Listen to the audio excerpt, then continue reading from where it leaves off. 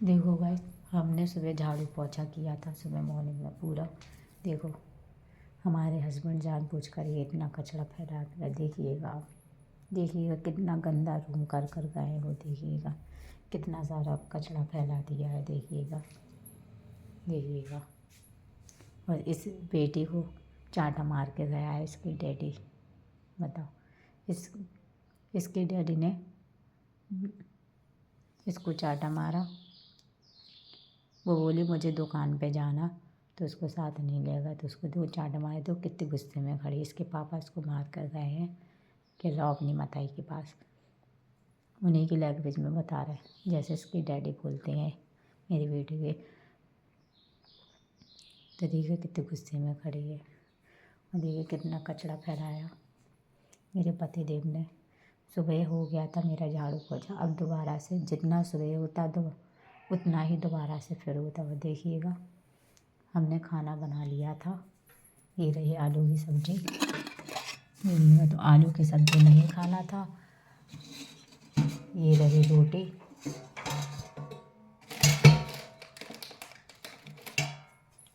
ये रही रोटी, देखिएगा ये रोटी बनाई थी मैंने। तो ये रोटी आलू की सब्ज़ी नहीं खाना था, तो कहने लगा पराठे बनाओ, तो मैंने उसे पराठे बनाए, सादा पराठे बनाए। तो पराठे खा के चला बता।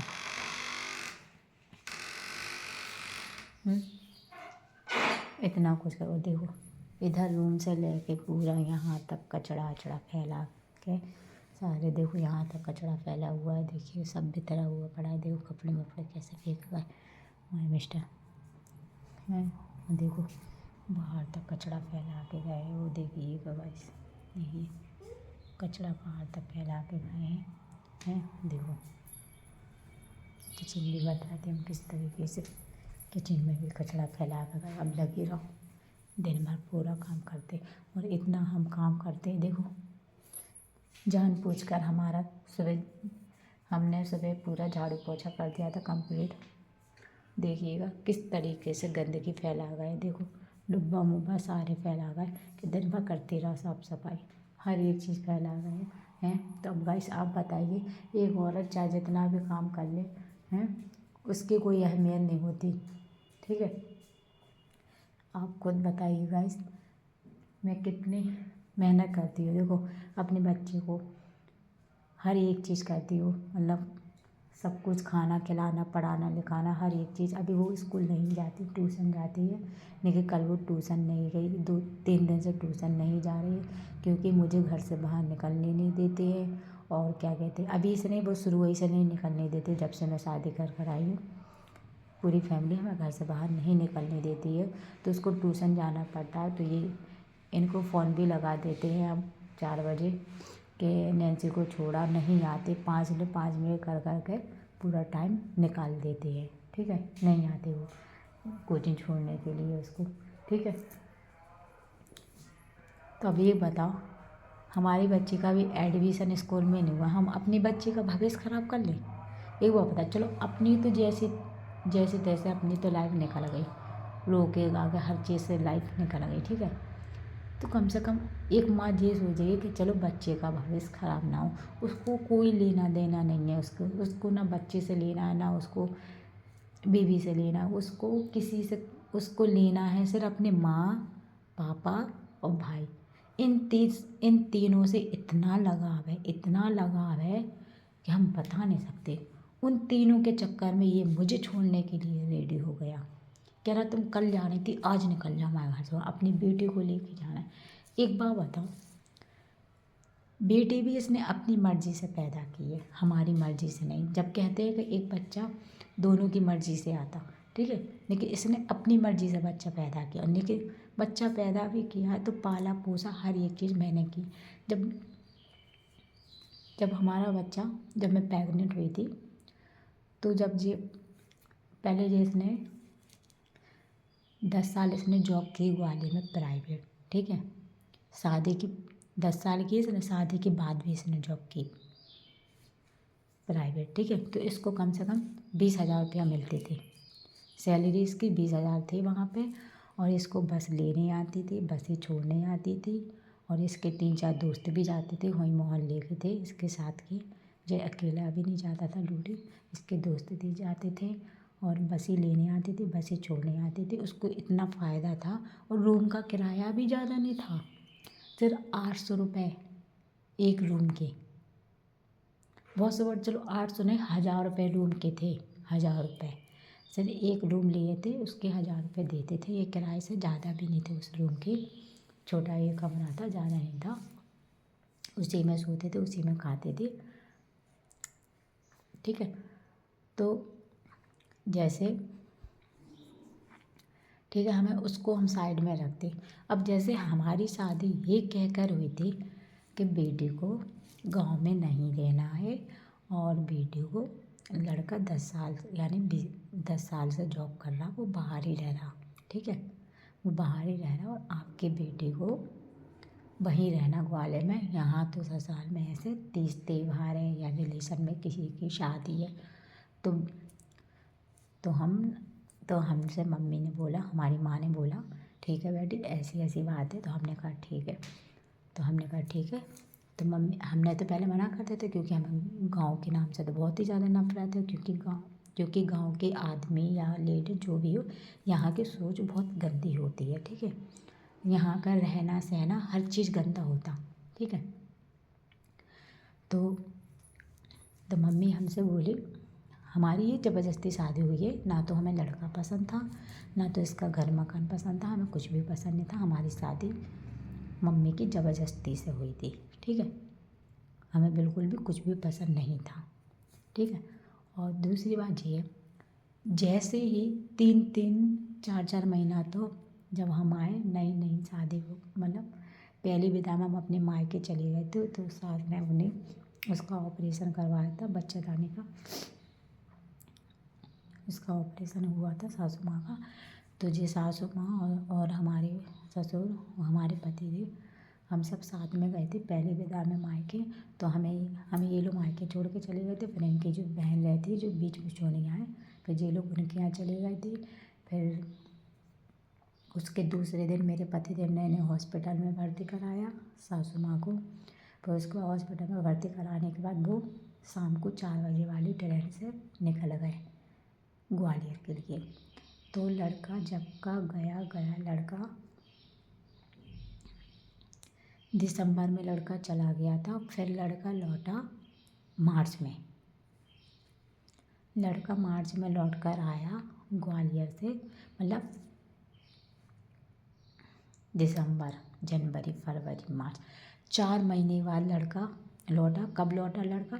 जब हम अपने यहाँ से सास का परिचय हर एक चीज़ करा दिया, हम 4 महीना यहाँ पर रह भी गए। जब हमारा भैया आया था मार्च में शिवरात्रि पड़ी थी, तो हमारा भैया लेने आया था, बड़ा वाला भैया शिवरात्रि को लेने आया था हमारे। तो हम अपने मायके चले गए थे क्योंकि हमारे एक भी त्योहार मायके के नहीं हुए थे। तो मम्मी बोली कि अब तुम आ जाओ, तुम्हारी एक भी त्योहार नहीं हुआ, अब तुम आ जाओ, तो बस सास का परहेज होगा, तो 4 महीने हो गए। हमने कहा ठीक है मम्मी, तुम एक बार तुम फ़ोन कर लो हमारे पापा को और तुम उनसे पूछ लो। तो मम्मी, हमने सासू माँ से किया कि मम्मी बुला रही, मम्मी कह रही कि आप आ जाओ बेटा, तुम बहुत दिनों से नहीं आई और तुम अभी पहली विदा में गई थी, तुम रुकी भी नहीं है, तुम रह नहीं पाई तुम एक भी दिन अच्छे से, क्योंकि जितने दिन हम मुश्किल से 8 दिन अपने मायके रह ही नहीं पाए, हम पहली विदा में गए क्योंकि हमने हॉस्पिटल में सासू माँ भर्ती थी, तो उनके 6-7 दिन हमने राउंड लगाए हॉस्पिटल के, ऐसे भरी ठंड में, ठीक है। फिर उसके बाद जैसे तैसे अभी 6-7 दिन में अभी हॉस्पिटल से डिलीवरी करा के आई, तो फिर मैं अपनी बहन के यहाँ रुक गई, ठीक है। 2-3 दिन में अपनी बहन के यहाँ रुकी, फिर उसके बाद फिर हमने चक्कर लगाए, फिर हम बहन के यहाँ गए, फिर हम अपनी मौसी सास के यहाँ गए राउंड लगाने अपनी सासू माँ को देखने के लिए। मतलब हमने मायके में भी हमने सुकून से नहीं रहा, ठीक है। हम चलो वो चीज़ तो खैर छोड़ो। तो लड़का 4 महीने बाद, हम मायके से भी आ गए थे, 4 महीने बाद लड़का ग्वालियर से लौटा था। तो सियाने सवाना देवर और सास यहीं थे और ससुर तो हमारे चले गए थे संक्रांत करके दिल्ली, ठीक है। ससुर हमारे दिल्ली चले गए थे। तो भैया इन लोगों को हमारे देवर को, हमारी सास को ये शर्म नहीं आई कि चलो नई नई शादी हुई तो भैया कहते हैं एक शादी हो तो हस्बैंड वाइफ को साथ में रहने चाहिए, पर भैया किसी की, ना ससुर की, ना सास की, ना हमारे देवर, किसी की हिम्मत नहीं हुई कि लड़का को यहाँ बुला लें। हैं, लड़का नहीं आया, लड़का नहीं आया। हमारा भाई लेने आया, मार्च में पड़ी थी शिवरात्रि, ठीक है, पहली बार मार्च में पड़ी थी शिवरात्रि, वैसे मार्च ही में पड़ती थी, मार्च में शिवरात्रि पड़ी थी। हमें भैया आया था, वही 28 तारीख को शिवरात्रि पड़ी थी, 28 मार्च को शिवरात्रि पड़ी थी, तो हमारा भैया हमें लेने आया था, तो हम अपने मायके चले गए थे। अब उसके बाद लॉकडाउन लग गया, ठीक है, मार्च का महीना पूरा निकल गया, क्योंकि 31वां महीना था मार्च का।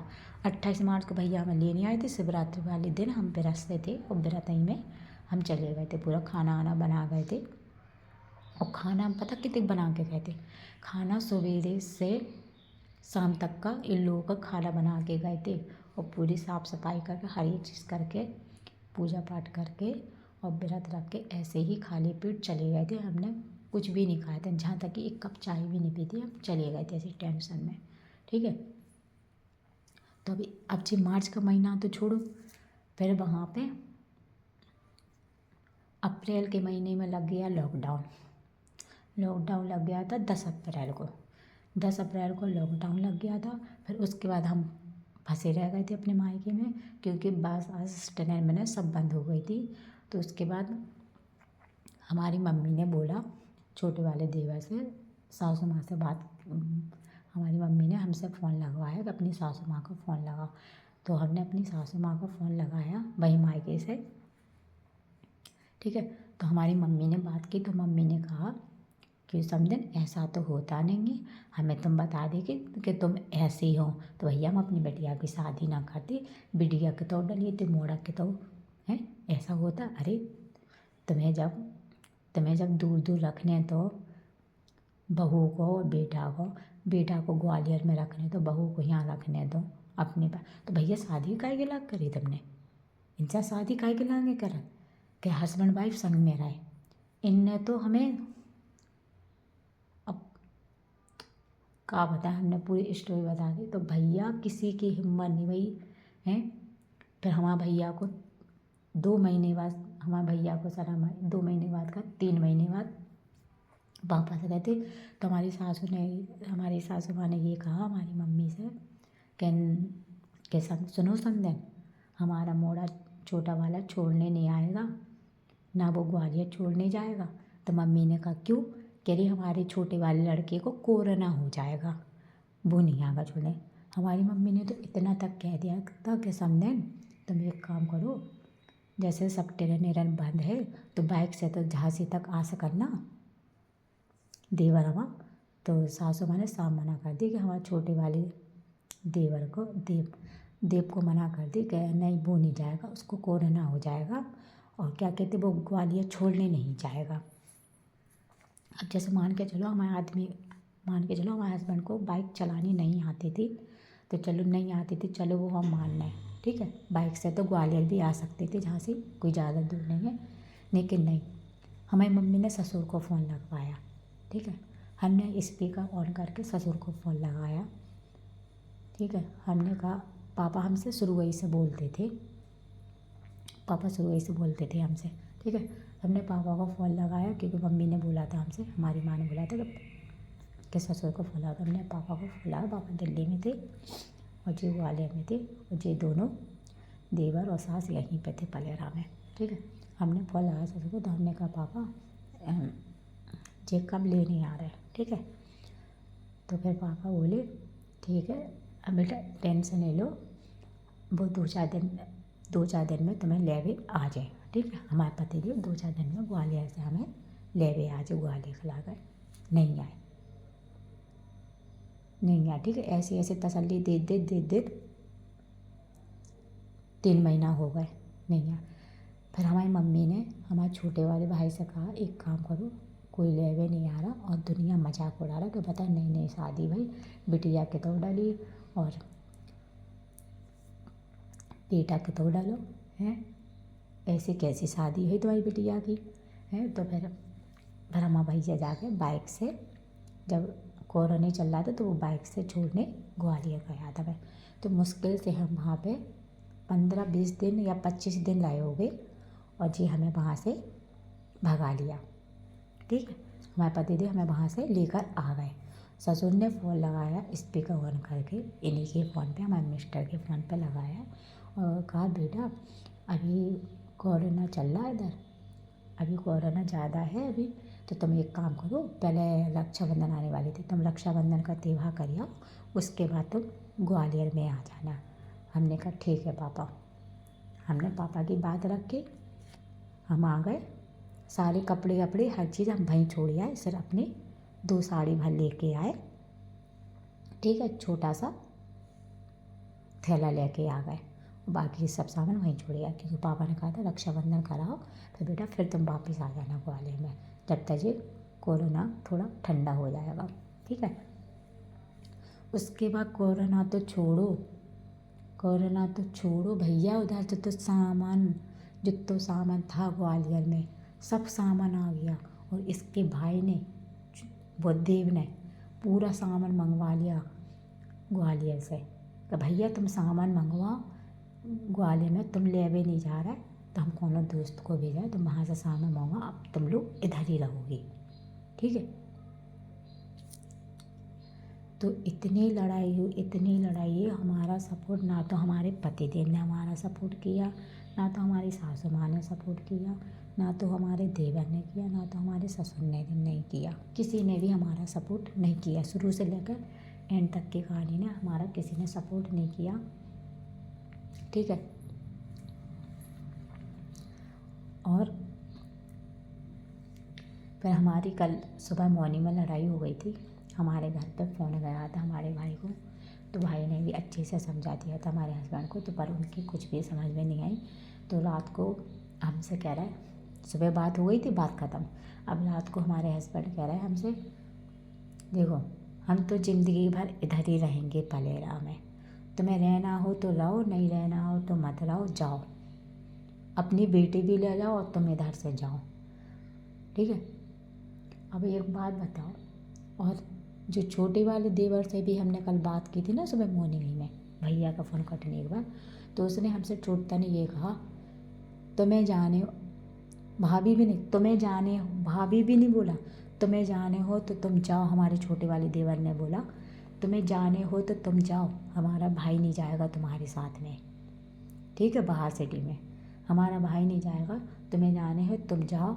और फिर हमने उससे छूटता नहीं ये बोला, कल को तुम्हारी शादी होने वाली है, ठीक है, 2 महीने बाद, कल को वो तुमसे कुछ कहे, ठीक है, तो कह रहा वो हमसे कुछ भी कहेगी या कुछ भी जवाब देगी तो हम उसको घर से निकाल देंगे, उसको हम घर से निकाल देंगे, देवरानी को घर से निकाल देंगे कि जाओ, इधर कोई जगह नहीं है रहने के लिए। हैं, बताओ, मतलब देवर ने अपनी ही चट कर ली, अपनी ही पट कर ली। बताओ, कोई माँ अपने बच्चे को पालती पोसती हर एक चीज़ करती कि चलो पराए घर जाएगी तो चलो उसकी बेटी का कोई तो ख्याल रखने वाला होगा। एक माँ शादी करती है तो वो कितने सपने सजाती है कि हमारी बेटी ससुराल में जाए, खुश रहे, उसे कभी कोई चीज़ की कमी ना हो। चलो इतना भी मान लेते हैं, कि चलो सास ससुर या देवर जैसे भी हो, हमारे नंद तो है नहीं है, सास ससुर जैसे भी हो तो ठीक है, कम से कम आदमी का सपोर्ट तो होना चाहिए। भाई आदमी का तो इतना सा सपोर्ट भी नहीं, इतनी गंदी गंदी गालियाँ देता है और मारता तो इस तरीके से है कि हम क्या बताएं आपको, कुछ नहीं बता सकते। अब हमें पता हम कैसे, एक कौरा भी खाते हैं ना तो वो भी गले से नीचे नहीं उतरता।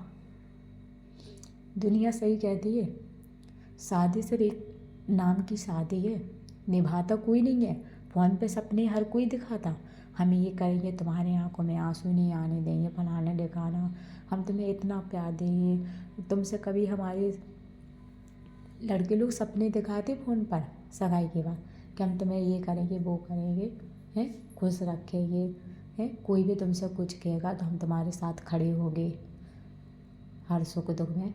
पर ऐसा कुछ भी नहीं हुआ, कुछ भी नहीं हुआ। सब लाइफ चौपट हो गई, कुछ ज़िंदगी में नहीं रहा। हमसे कह रहा अब एक बात बताओ भाई, ये दुकान का भी पैसा कमा रहा, ठीक है, दुकान में फ़ोटो कॉपी वगैरह ये फॉर्म वगैरह भरी जाती, ये ऑनलाइन वाले फॉर्म वगैरह, ये ऐसे जॉब वॉब के फॉर्म वगैरह भरे जाते, फ़ोटो कॉपी हो जाती, दुकान पे वो ये काम करते। दुकान खुद की नहीं है, किराए की है, और किराया कितना है, 4,000 रुपया जाता महीना का, दुकान का किराया 4,000 रुपया जाता, ठीक है। और जो एटीएम की ड्यूटी है, सिक्योरिटी गार्ड की ड्यूटी करते हैं हमारे पतिदेव, तो उसकी 8,000 मिलती है, 8 या 9,000 मिलती हैं, ठीक है। तो दुकान का पैसा, और देखो 2,000 रुपये दुकान के समझ लो, ठीक है, और 8,000 ड्यूटी की समझ लो, एटीएम की, ठीक है, तो 10,000 होगा, पूरा टोटल जोड़ लो 10,000 होगा, ठीक है। अब इसमें हमें इतनी सच्चाई तो पता नहीं है कि एटीएम पे कितने मिलते कितने नहीं मिलते, लेकिन जितना हमें समथिंग पता है तो हम उतने आंसर करके आपको जोड़ कर बता रहे हैं। 8 एटीएम के जोड़ लो, बहुत से बहुत मान लो 9 जोड़ लो, ठीक है, 9,000 जोड़ लो एटीएम के, और 2,000 या 2,000 दुकान के जोड़ लो, ठीक है, तो 11,000 होगा पूरा टोटल, ठीक है। 2,000 दुकान के